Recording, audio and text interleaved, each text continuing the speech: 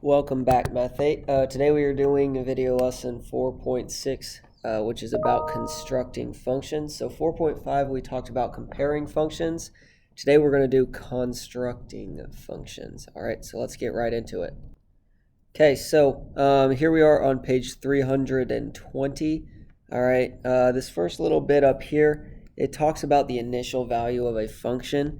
All right, the initial value of a function, okay, when you look at equations or graphs or tables, this is actually just the same thing as your y-intercept, okay? But yeah, it is your starting point, you can also say, for your function, okay? So if you want to write that down, it's probably a decent idea to do that. And yeah, we'll go ahead and jump into example 1. So example 1 says a shoe store offers free points when you sign up for their rewards card. Then for each pair of shoes purchased, you earn an additional number of points. Okay, this is pretty standard for how stores work when it comes to like rewards and stuff. So this is how it works. The graph shows the total points earned for several pairs of shoes. Find and interpret the rate of change and initial value. Okay. So to find the rate of change, again, we talk about it all the time. I'll write it just another time for you real quickly though. But when they say rate of change, okay, that is equal to the slope. All right. If you don't remember this off the top of your head, you should probably write it down because it is very important. We've said it for 2 chapters now, so really should drive in how important that is to know. All right. So in order to find your rate of change, you're going to look at your slope. Okay, I'm going to use the slope formula. All right, again, there's another thing that we've seen a lot over the last month or two. So we have m equals y2 minus y1 over x2 minus x1. This is our slope formula. Okay, I'm then going to pick 2 different points. So I'm going to pick this one, which is at 260, and I'm going to pick this point, which is at, it looks like it is 490. All right, so I'm going to use those 2 points. I'm going to plug them in to our slope formula. So that'll give me m equals 90 minus 60 over 4 minus 2. All right. Now we can go ahead and simplify that. So 90 minus 60 is 30. 4 minus 2 is 2. 30 divided by 2 equals 15. So our slope is going to be 15 for this problem. Okay. So there's a couple of things you can do here. Number 1, you can just extend the line that's right here. Extend it down by using your rise over run. So your rise here was up 1 and over 2. This one, you would just go backwards, right? So when you went up 1 over 2 this way, now you can go left 2 down 1 and then left 2 down 1. That's going backwards. That'll find you your point for your initial value or your y-intercept, okay? And then your other option would be to look at your slope-intercept form of the equation. So y equals mx plus b, and then plug in everything you know, okay? So we know if we look at either one of these points here and here, okay, let's say we're looking at this one. We know that the y value here is 60. Our slope is always 15. And then when our y value is 60, that means our x value is going to be 2, which we see up here. Okay, so we can plug in 2 right there. And then we don't know our y-intercept yet because that's what we're trying to find.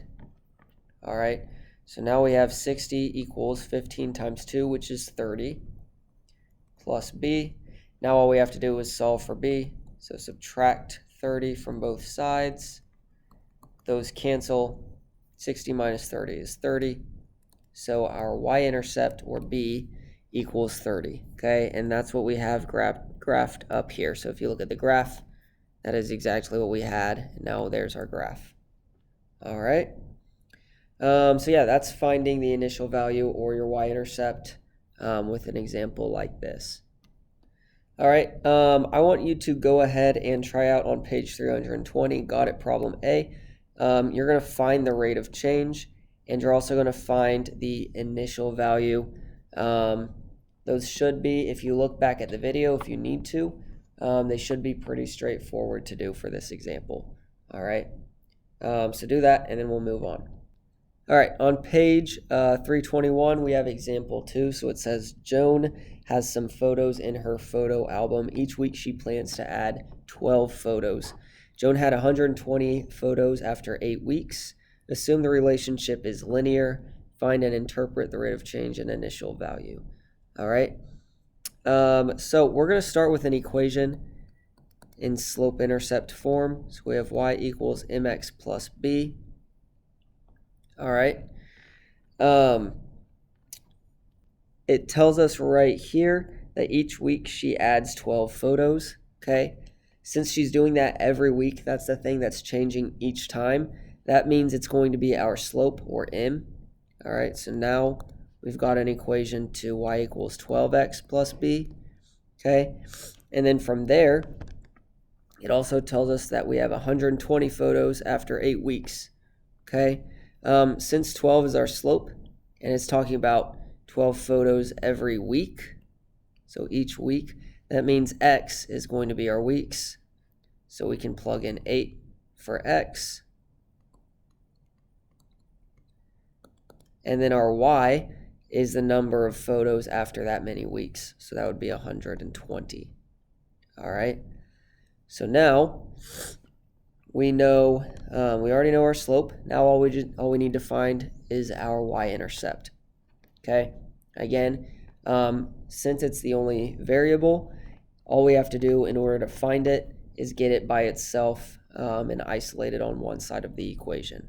All right, so to do that, I'm going to first start by simplifying 12 times 8, which is, I believe that's 72. Sorry, no, not 72. That's 96. All right, so don't put 72. Yeah, so 96 plus b. All right, and then to finish getting b on its own, we're going to subtract 96 from both sides. So we'll cancel there, and then 120 minus 96 would be 24.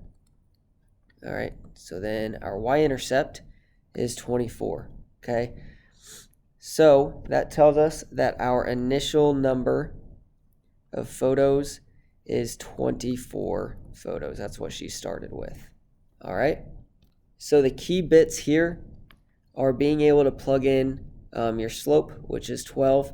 That's your rate of change. Okay, so recognizing that your rate of change is going to be your slope, and then also being able to plug in an x value and a y value, which we saw were 120 and 8. Okay, so if you can do those things, you're not going to have any problems with this. All right, so I want you to go ahead and try out got it problem B on your own, and then after we do that, we'll go ahead and move on. All right, so I've got one more example for us here at the bottom of 321. Okay, this one says the table shows how much money Ava has saved. Assume the relationship between the two quantities is linear. Find and interpret the rate of change and initial value. All right, so the first thing that I'm going to do is just kind of like how we did in the graph up here on the first example.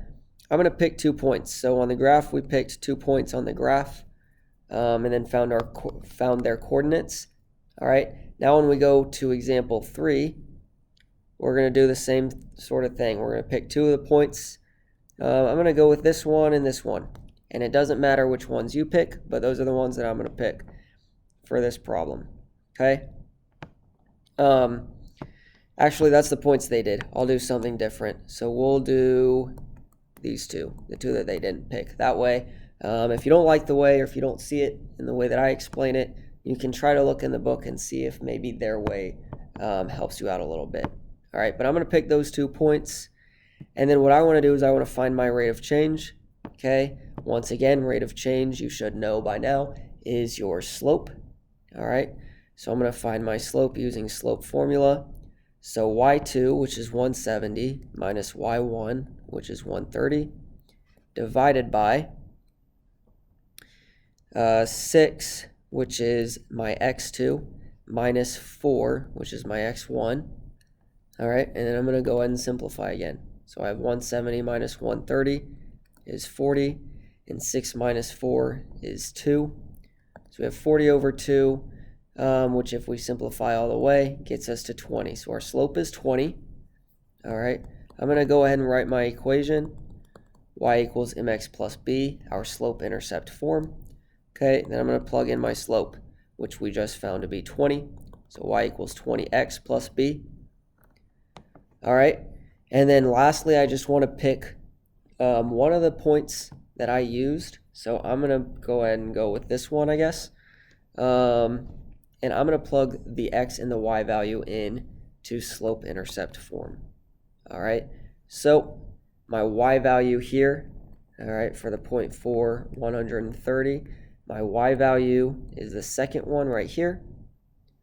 Okay, so I have 130 instead of y equals 20 times x, and our x value is 4. Okay, and then we just have the plus b because we don't know what that is yet. That's the one we're trying to figure out. Okay. Sorry, that was not the bell for class. That was the bell in the video. I know a few people got confused on that in the last video, so I thought I would clear that up. So stay in class. Well, if you're watching this in class, I mean.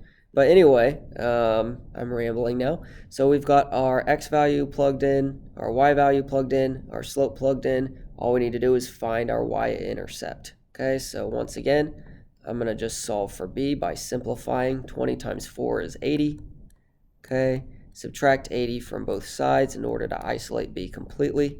Those cancel. 130 minus 80 is 50. And now we're left with b equals 50. So our y-intercept is going to be 50. All right. So what that means with this one is after so many months, she saves a certain amount of money. Okay. Since b is our y-intercept, or our initial point, this tells us that Ava had initially saved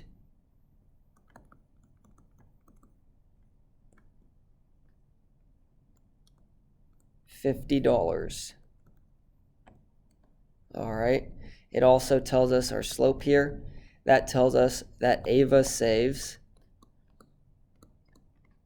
$20 per month. Okay. So that's kind of what the interpretations of those numbers mean. All right. The numbers by themselves, obviously, sometimes they don't really mean anything. But this is what they mean. Okay, in context of a real world example. All right, so yeah, that's all the examples we're going to do. I want you to go ahead and try out Got It Problem C. So you'll do all 3 Got It problems for this lesson. And then once you're done with Got It Problem C, you are all done with this lesson. So I will see you guys in class. Hope it was a good one. See you guys then.